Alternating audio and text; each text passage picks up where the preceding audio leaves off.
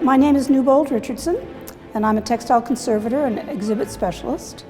So I'm here at the headquarters for the American Red Cross, about to install a dress worn by Clara Barton during the period of the Civil War, which I have both conserved and gotten this mannequin ready to receive. So this is a reproduction crinoline made of cotton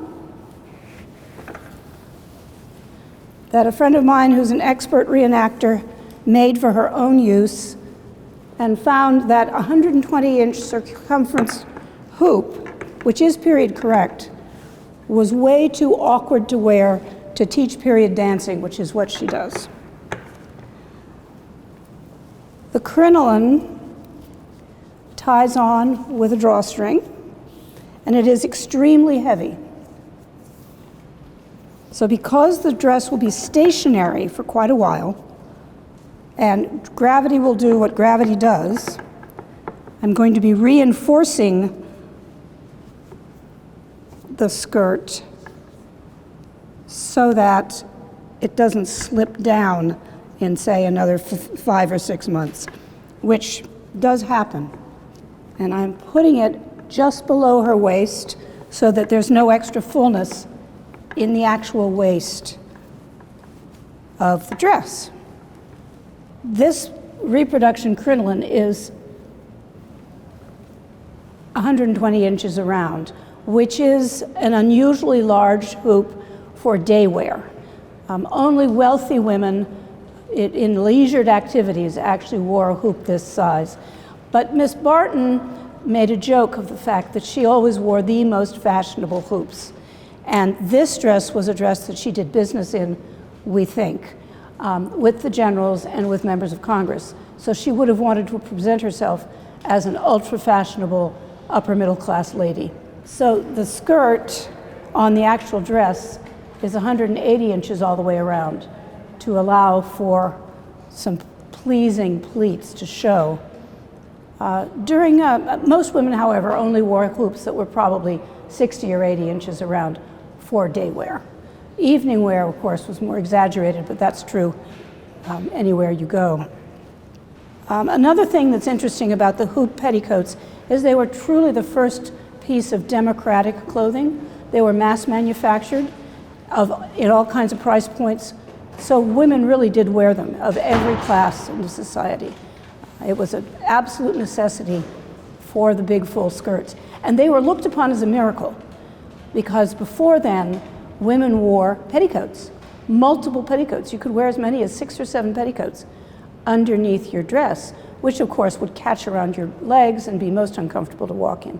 So having a crinoline was a huge freedom. It gave people great freedom. So for this installation,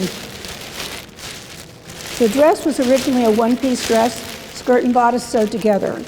And at some point, somebody took the bodice off and put it back on the skirt very inexpertly.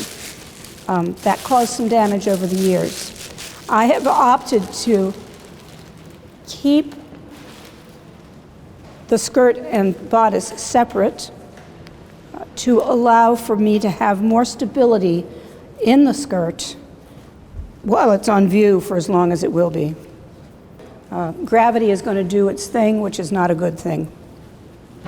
So we're going to reinforce it with suspenders on underneath the bodice.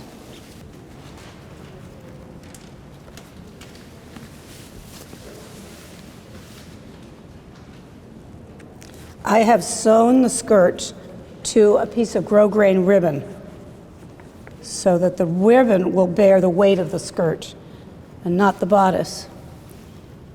And the skirt should be about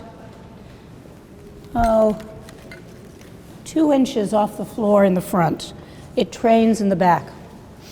So this is twill tape that I am using as suspenders.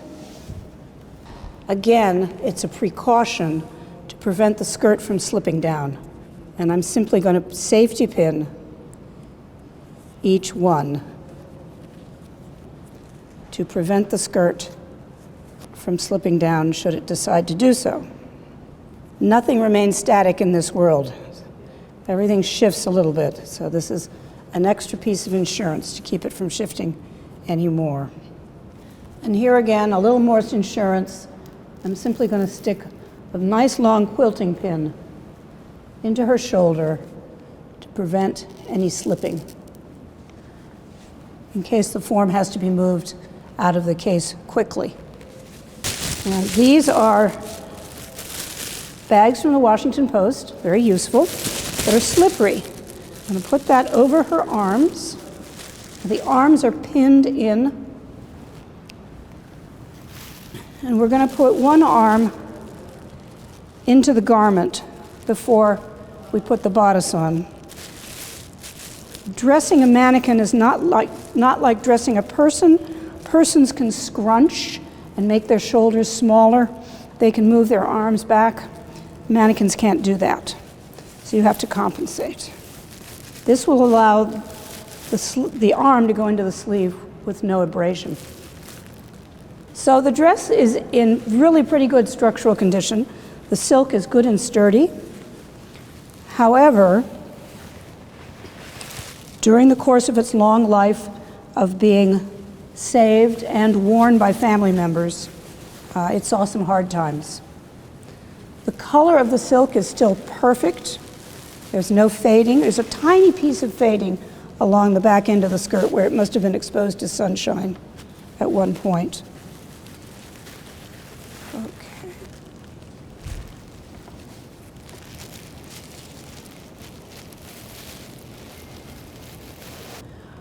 Putting historic clothes on a form is very hard on the clothes. There's a certain amount of manipulation that has to occur, and over time that takes its toll on fragile textiles. You need to think of old fabrics much as you would think of old skin, human skin. It becomes more tender with age, more susceptible to sunburn and such. Okay. So now our handy Washington Post bags can be just slipped off. Now she's wearing undersleeves, as she would have done in the period, which are simply cuffs that are removable and can be washed. This keeps the dress clean from your body oils, and the undersleeves are what is washed. Because at this point, they didn't have dry cleaning yet. And you can't put this kind of silk into water. So cleaning was done using fuller's earth and a brush, and just wearing napkins when you ate, and aprons when you worked.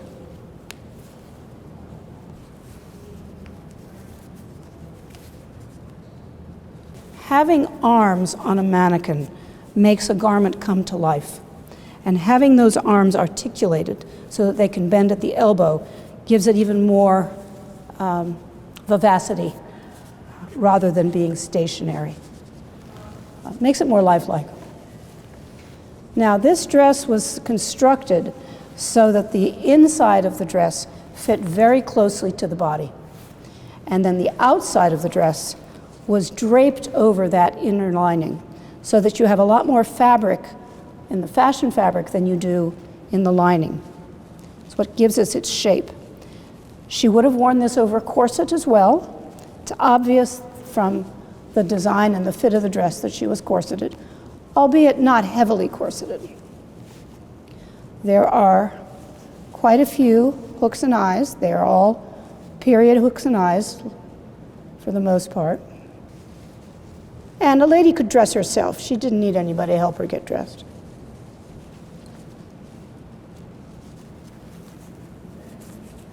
So I'm being careful to make sure that the bottom of the bodice meets the top of the waistband, although she does get a belt, and that will hide any gap. So I'm using an etymology pin to close the top of the bodice, and also to close the bottom of the bodice, just to keep the appearance neat. And the etymology pins are something that we use all the time in the conservation lab.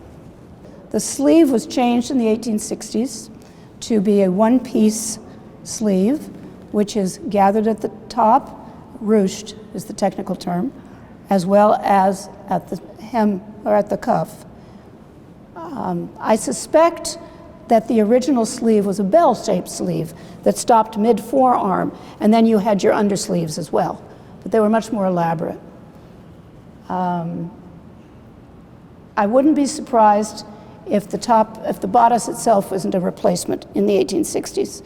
It's certainly, we did have fan-fronted dresses in the 1850s, but I think she deliberately chose a more conservative style to remake this dress because she was lobbying members of Congress and lobbying the generals.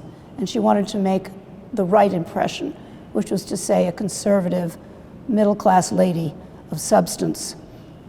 Because remember, in those days, anybody working in the medical field in a war was considered a camp follower and beneath contempt. It was an unfortunate reality of that time.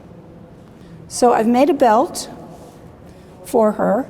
From photographic evidence, a lot of women wore belts with their dresses, but they also didn't wear belts, so she could have worn it either way. But a belt gives you a nice trim waist, and we all want a nice trim waist. Miss Barton was not that svelte. She was in her 40s at this point in her life. This is a 32-inch waist on this dress.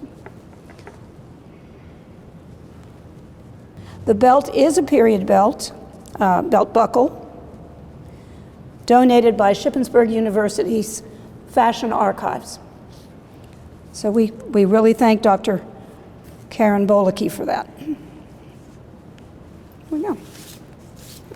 The skirt on this is 180 inches around. The hoop is 120 inches. The waist is 32, so the ratio is 1:6. And the way they were able to accomplish getting that much fabric into a 32-inch waist was with these inverted pleats. There are 3 of them stacked on one on top of the other.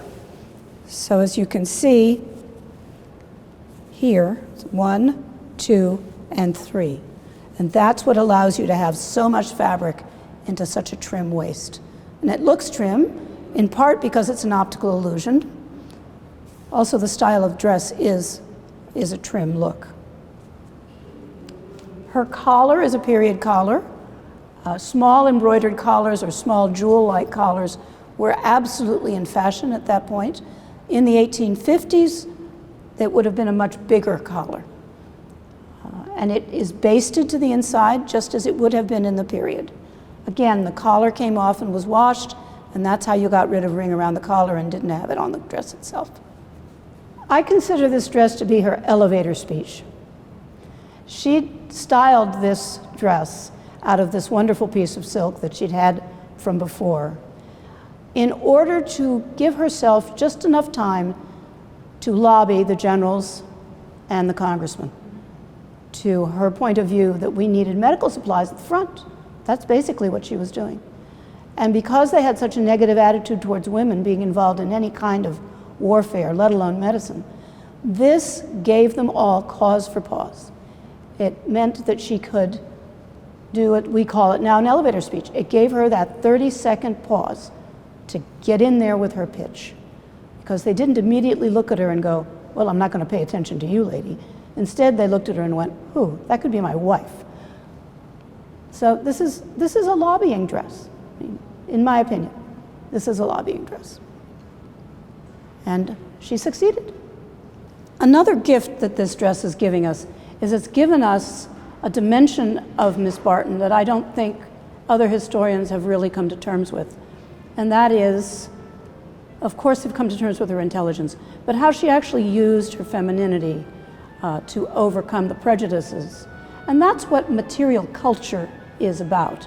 Clothing can tell us a lot about a person that wore it or about a period in which it was worn.